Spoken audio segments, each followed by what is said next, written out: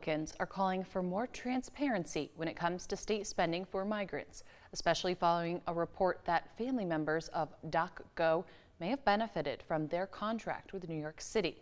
Capitol correspondent Jamie DeLine has the story.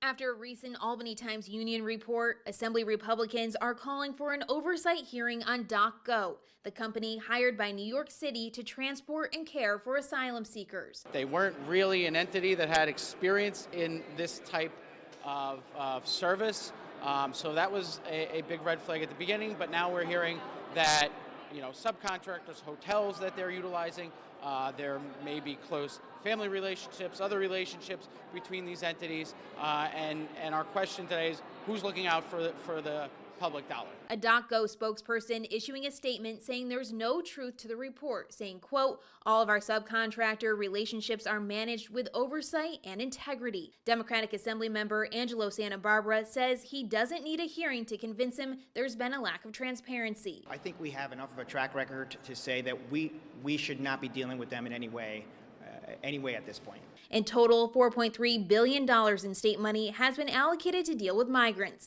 Assemblyman Ed Rah is sponsoring legislation to require the state comptroller to audit the funds and for the legislature to receive reports every 30 days detailing how the money is being spent.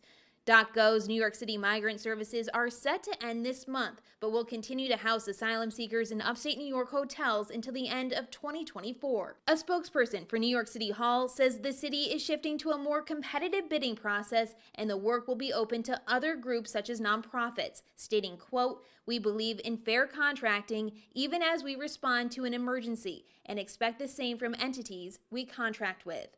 Reporting in Albany, I'm Jamie DeLine. For more of the latest in local news, weather, and sports, be sure to check out our website, cnyhomepage.com. So, Tim, what can we expect the weather to look like this week?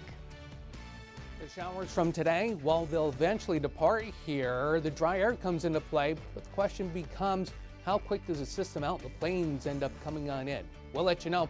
Your Eyewitness News 7-day forecast is coming up after the break.